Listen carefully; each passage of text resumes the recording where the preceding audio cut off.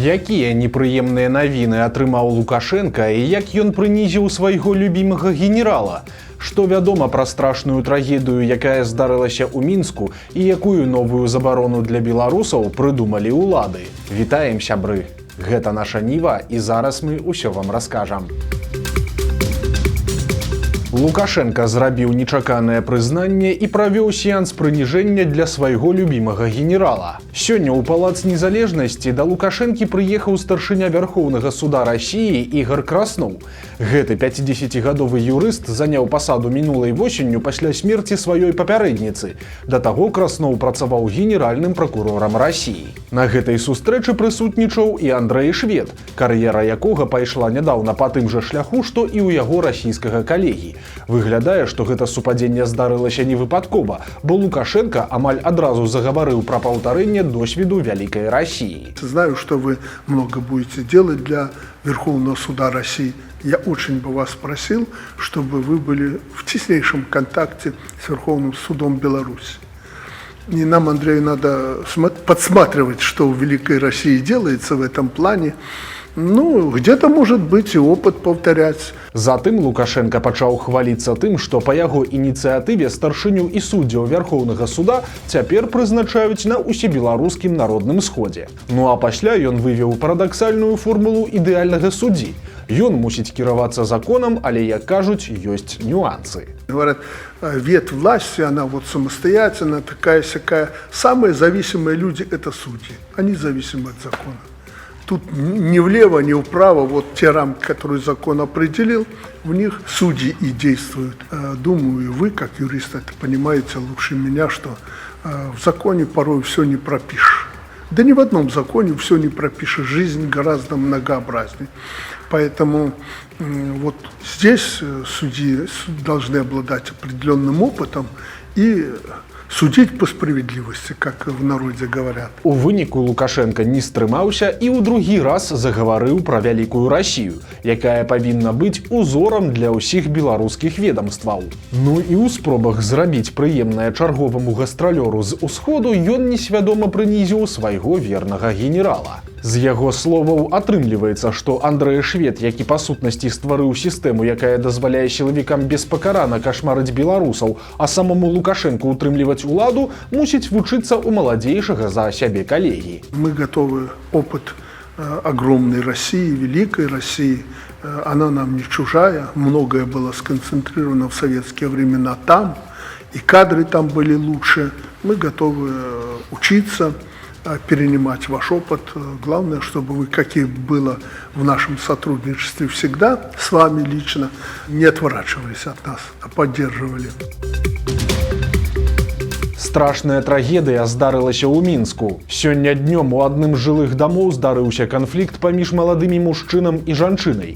Падчас сваркі Мінчук стаў наносіць пацярпелай удары ножом і нажніцамі. Пачуўшы крыкі аб дапамозе, суседзі адразу выклікалі міліцыю і хуткую, але было ўжо позна. 24-гадовая дзяўчына ад атрыманых траўм памерла на месцы, а яе кавалер пасля здзейсненага забойства нанёс сабе смяротнае раненне і таксама сканаў. Следчыя завялі крымінальную справу і цяпер высвятляюць усе абставіны гэтай трагедыі.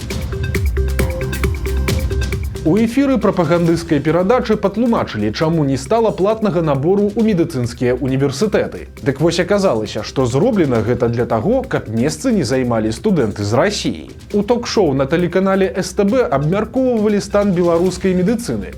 Вядома, у свеце лукашэнкаўскай прапаганды замежнікі ломяцца ў беларускія бальніцы па якаснай паслугі, а праблем з дактарамі амаль няма. Адным з пытанняў, што абмяркоўвалася, была адмена платнага набору ў медуніверсітэты. Гэтым улады хочуць вырашыць праблемы з дэфіцытам кадраў, асабліва ў правінцыі. Абавязковае размеркаванне па заканчэнні ВНУ цяпер складае 2 гады, а па мэтавым накіраванні маладому доктару давядзецца адпрацаваць 5. Адмовіцца амаль немагчыма, бо тады давядзецца вяртаць дзяржаве шалёныя грошы. Вядома, запрошаныя ў студыю спікеры называлі рашэнне ўладаў правільным і пачалі яго тлумачыць. Першая намесніца міністра аховы здароўя Алена Богдан заявіла, што студэнты-платнікі і так імкнуліся пайсці на размеркаванне, а свободных дипломов амаль не выдавали. Если бы наши выпускники платной формы не брали распределение и не уезжали на 2 года по распределению, У нас мизерное количество тех, кто берет сегодня свободные дипломы. Ну а рэктарка Гомельскага медінстытута Ірына Назаренко пайшла яшчэ далей і заявіла, што платны набор адмянілі выключна ў інтарэсах грамадзян Беларусі. Я считаю, что это очень грамотное решение Министерства здравоохранения, потому что качество медицинского образования наше государство дает получить возможность бесплатно за счет и целевого набора увеличения, и за счет увеличения количества бюджетных мест, чтобы наши высоко мотивированные абитуриенты могли на равных условиях все-таки поступать в медицинский университет, не боясь, что кто-то там платные места перейдут для, например, других учреждений, либо еще пойдут платные места для россиян, потому что обычно тоже они занимали эти места. А так у нас будет все для наших граждан Республики Беларусь. Это, я считаю, очень правильно. Для Лукашэнкі з'явіліся непрыемныя навіны. У Арменіі затрымалі яго даўняга сябра. Гаворка ідзе пра Гагіка Царукяна. Калісьці ён асабіста сустракаў кіраўніка Беларусі ў аэрапорце Еревана і прымаў яго ў сваім асабняку, а таксама падарыў яго малодшаму сыну бочку каньяку, якая павінна была дачакацца вяселля Мікалая Лукашэнкі. На гэтых выхадных партыя Царукяна «Квітнеючая Арменія» брала ўдзел у парламенцкіх выбарах. Яна прытрымліваецца прарасійскіх пазіцый, а мільярдэра сярод іншага называлі агентам Лукашэнкі. У выніку «Квітнеючай Арменіі» не хапіла ўсяго 20 галасоў, каб трапіць у парламент, але бяда не прыходзіць адна. Супраць Гагіка Царукяна завялі крымінальную справу за ўхіленне ад сплаты падаткаў у асабліва буйным памеры. Акрамя таго, яго вінавацяць у крадзяжы звыш 300 мільёнаў даляраў. Самога мільярдэра арыштавалі ў аэрапорце, калі ён спрабаваў пакінуць тэрыторыю краіны. Стала вядома прычына масавага атручэння дзяцей у Мінскай вобласці. Нагадаем, што на мінулым тыдні ў бальніцы сталічнага рэгіёна трапілі больш за 40 пацыентаў дашкольнага ўзросту, і сімптомы ў іх былі аднолькавыя – моцная рвота і млоснасць. У чатах і сацыяльных сетках бацькі былі амаль упэўненыя, што дзеці патруціліся кісламалочным напоем бифідзін, і ў выніку Міністэрства аховы здароўя пацвердзіла гэтыя здагадкі. Там заявілі, што лабараторныя даследаванні паказалі неадпаведнасць напою патрабаванням мікрабіялагічнай бяспекі. Таксама ў Мінздароўя дадалі, што небяспечную прадукцыю вынялі з абарачэння і продажу, а прадпрыемства-вытворца прыпыніла працу. Следчы камітэт у сваю чаргу завёў крымінальную справу па факце парушэння санітарных нормаў. Падазраваным па ёй праходзіць адзін чалавек, і ён ужо затрыманы. Качанова даручыла праверыць далікатную бізнес-сферу. Падчас сумеснага пасяджэння парламенту старшыня Савета Рэспублікі паскардзілася на рытуальныя фірмы. Па яе словах, рынак пахавальных паслуг у Беларусі пабудаваны на шэрых схемах. Кампаніі нейкім чынам імгненна дазнаюцца пра смерці людзей і пачынаюць навязваць сваякам свае паслугі. Усе матэрыялы Качанова паабяцала перадаць у камітэт дзяржаўнага кантролю, а яго старшыня Васіль Герасімаў у сваю чаргу заявіў, што КДК ужо займаецца гэтай праблемай.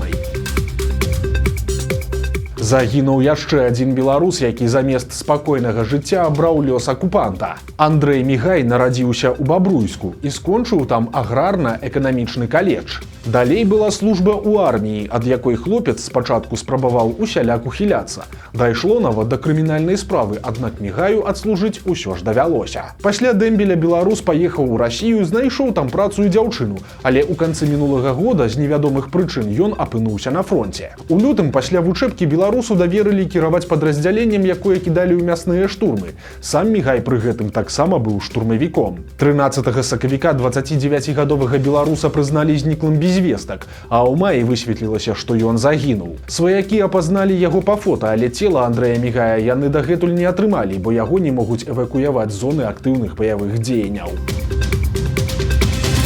Улады прыдумалі чарговую забарону. Міністэрства эканомікі вынесла на грамадскае абмеркаванне законапраект, які тычыцца садовых таварыстваў. На іх тэрыторыі хочуць забараніць аказваць паслугі па арганізацыі адпачынку і масавых мерапрыемстваў. Міністэрства эканомікі тлумачыць сваё рашэнне тым, што некаторыя дачнікі зарабляюць на арэндзе сваіх домікаў разам з лазнямі, альтанкамі і грыль-зонамі. Улады лічаць, што гэта з'яўляецца дзейнасцю ў сферы аграэкатурызму, а яе па законе можна ажыццяўляць толькі ў населеных пунктах, якімі садовыя таварыствы не з'яўляюцца. Таксама улады лічаць, што новая забарона адразу вырашыць і праблему са шматлікімі скаргамі, якія дачнікі пішуць на шумных суседзяў. У Шклоўскім раёне муж з жонкай выратавалі ўнука коштам уласнага жыцця. Сёння ноччу у аграгарадку Стараселля адбылася страшная трагедыя. На пажары ў прыватным доме загінулі двое сужэнцаў. Калі суседзі пабачылі дым, то паспяшаліся да палаючай хаты. Яе гаспадыня паспела разбіць акно і перадаць на вуліцу ўнука. Аднак сама 47-гадовая жанчына, як і яе 58-гадовы муж, уратавацца не змаглі. Цяпер 2-гадовы хлопчык знаходзіцца ў рэанімацыі, і за яго жыццё змагаюцца дактары. Збанкрутавала турыстычная кампанія, якая належала БРСМ. Эканамічны суд Мінска пастанавіў ліквідаваць прадпрыемства з назвай «Беларускі спадарожнік», якое фактычна не працавала з лета 2023 года, не мела дырэктара і было віннае крэдыторам да бюджэту больш за 80 тысяч беларускіх рублёў. «Беларускі спадарожнік» з'яўляўся найстарэйшай турыстычнай кампаніяй краіны. У савецкія гады яна належала камсамолу, а пасля заснавання БРСМ была перададзеная пад яго кіраванне. У выніку лукашэнкаўцы давялі свой некалі прыбытковы актыў да банкруцтва. Прапагандыст прапанаваў звозіць жыхароў з малых вёсак у аграгарадкі. Тэлеперсанаж і актывіст камуністычнай партыі Пятро Пятроўскі у эфіры беларускага радыё паразважаў пра так званае адраджэнне сяла і агучыў сваю ідэю таго, што трэба рабіць з апусцелымі населенымі пунктамі. Может, и не надо держать там села по 3 человека. Вот у нас есть агрогородки, вот, а это должны быть такие аккумулирующие центры, туда надо свозить население, а села вот эти можно отреставрировать. Что значит свозить? Ну, посмотрите, они вымирают. Там кто? Пенсионеры. Можем ли мы пенсионеров в отдаленных селах оставлять вообще? Это эффективно? На мой взгляд, не очень эффективно. Но человек там живет. Вот, ну, все, так, корни. Понимаете, корни, не корни, хватает. Почему бы ему не переехать в агрогородок, где есть фельдшерский пункт? А вот это, я думаю, уже не всем понравится. Вот то, это может говорите. и не понравится, но а что нам остается делать? Сваю ідэю Пятроўскі тлумачыць тым, што да некаторых хутароў у кепскіх умовах надвор'я не можа праехаць хуткая дапамога. На месцы вёсак, адкуль звязуць усё насельніцтва, прапагандыст прапануе ствараць вялікія аграсядзібы і цэнтры адпачынку ў этнаграфічным стылі. Улады расказалі, калі ў Мінску нарэшце перастане смярдзець. Жыхары сталіцы перыядычна скардзяцца на моцны пах фекалій. Прычым гэтым скаргам ужо далёка не першы год. Вясной з'яву звязваюць з унясеннем арганічных угнаенняў на палях, а вось летам смурод ідзе ад ачышчальнай станцыі, якая месціцца паміж Шабанамі і Чыжоўкай. Улады адрэагавалі на скаргі мінчукоў і пракаментавалі сітуацыю. У Мінскводаканале паведамілі, што з 24 года на ачышчальнай станцыі ідзе рэканструкцыя. Гэтым летам там плануюць запусціць збудаванне механічнай ачысткі, а да канца года павінны часткова запрацаваць аб'екты біялагічнай ачысткі і абеззаражвання сцёкавых вод. Цалкам рэканструкцыю плануюць скончыць у 2028 годзе. Пасля гэтага ў Мінску смярдзець не перастане, але смуроду стане значна менш. Вось такія навіны аўторка. Подписывайтесь на канал, ставьте лайки альбо дизлайки и выказывайте заўвагі ў каментарах. И, конечно, читайте нашу Ниву, глядите нашу Ниву и любите Беларусь. До сустрэчы завтра.